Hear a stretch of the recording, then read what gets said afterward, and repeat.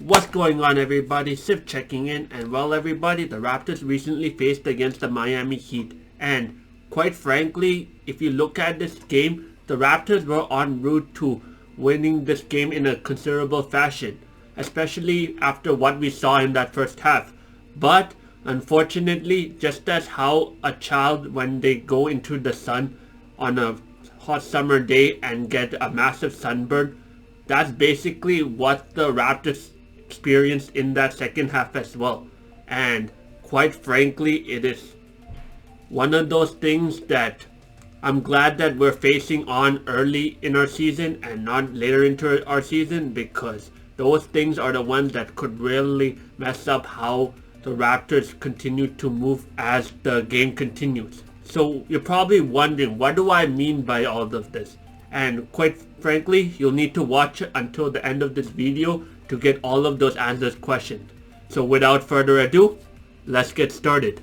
Now, from looking at that first half, especially in that second quarter, you could say that the Raptors were on course to getting the win in this game against the Miami Heat. And quite frankly, there was a lot that could back up this claim. I mean, not only was the Raptors picking up from where they left off against the New Orleans Pelicans with their amazing shooting and being very aggressive and things of that nature, but it also helps that the Miami Heat was having a really bad shooting night, or rather a really bad first half, because at one point I think there was a stat in this game where the Heat was 2 of 17 from 3-point range, and for a Raptors fan or a Raptors player, that is something that is really something that you could leverage, because when the opponent is shooting bad from 3 or anywhere, that is an opportunity that should be taken advantage of. And quite frankly, in that first half, especially in the first quarter, the Raptors did that. Led the way by the Florida brothers being Scotty Barnes and Jonathan Mobile. Not Mobile, Jonathan Mobile. I don't know why the commentators were saying Jonathan Mobile. That really pissed me off, but I digress on that. Basically, the Florida brothers were doing everything that they needed to do to make sure that the game was in the Raptors' control. But even though we did all this, for some reason, as the points started to pile on for the Raptors, we left a few possessions on the table for the Heat to take advantage of. And in the back of my mind, I was thinking that I really hope that those few possessions are not going to come back and haunt us. And unfortunately, my thoughts were exactly correct once again, because the Heat used that opening thread that we provided in that first half to make their immediate announcement in that second half, and within the span of 5 minutes, the game took a 180 turn, and quite frankly, the Raptors got scorched by the Heat in that second half. Led the way by Jamie Yakas Jr. and Jimmy Butler, and quite frankly, that is all it took for the Heat to just run away with this game. So credit to the Heat for not only keeping it at a close game and having a steady pace, but also shout out to Jamie Yakas Jr. and Jimmy Butler for understanding when to strike against the Raptors, and also watching for that opening thread, because I believe that us giving that opening thread and not closing the door on the Heat early on, especially in that first half, would have cost us the game if we ended up coming with a loss, and unfortunately that was the case in this matchup. So hopefully going forward, the Raptors understand that when we have a huge lead, or rather things are going in the Raptors' nature, especially in the early stages of this game, we have to do everything in our power to make sure that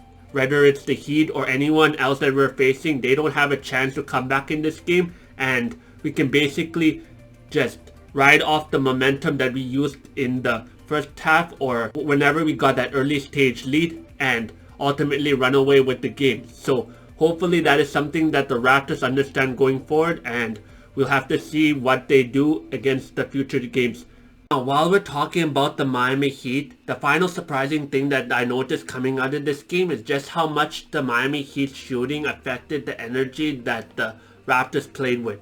This is because when the Miami Heat had that massive 3-point surge in that second half, it really affected how much energy the Raptors were dishing out in the second half. I mean, the Raptors stopped rebounding, they stopped communicating on defense in terms of matchups, they were late to closing out on 3-point shooting and everything else in between. And as this continued in the second half and we got to the end of the third quarter, you could really see things spiral out of control. So much so that you could really tell by watching the game that tensions were high in that Raptors squad. And you could feel the pressure and everything else through the monitor as well as the TV or anywhere else you were watching the game. So yeah, things were not really looking good for the Raptors at that point. And when I think about it, or rather the game after watching the game, if I could point to one specific area or factor that may have triggered it, it goes back to what I said earlier in this video, where the Raptors left so much possession on the table for the Heat to take advantage of in that first half. And quite frankly, that came back to bite the Raptors in the butt. Because not only are the Raptors dealing with the repercussions from those types of mistakes, but also in that second half, the Heat were dishing out their own types of problems as well. So all these problems combined really made it hard for the Raptors to really fight back. And at that point in the third quarter and going into the fourth quarter, it really seemed like there was no way for the Raptors to have a fighting chance, and ultimately the Heat ran away with this game just off that factor alone. So yeah, overall this game against the Miami Heat, in terms of how the game played out, it is something that I wouldn't say the Raptors should be very concerned about, but it is something that the Raptors definitely need to make improvements based off, because as the Raptors continue to get more formidable with each other and understand what their playstyle is like, we as fans could be going back to this game or games like this as a reference point to see whether the Raptors are truly able to make a deep push in the playoffs and get to the finals and win the finals, or are we going to be stuck on this path for a long time. And quite frankly, personally, I would like to see the Raptors improve and make a really good playoff push as soon as possible, because who doesn't love winning? And I think that is just a great way for the Raptors' chemistry, morale, and everything else regarding the Raptors' energy to be heightened to new levels as well. And quite frankly, I think that should be the goal for the Raptors as they continue to play more games this season and in the seasons to come. So we'll just need to see what types of adjustments they make based on the result of this game and everything transpired in this game, as well as the games that we had up to this point. So with that being said, if you like these types of videos, give me one of these, smash that subscribe button and hit that bell. And until next time, where we talk all things Raptors and all the other games, Civ signing out.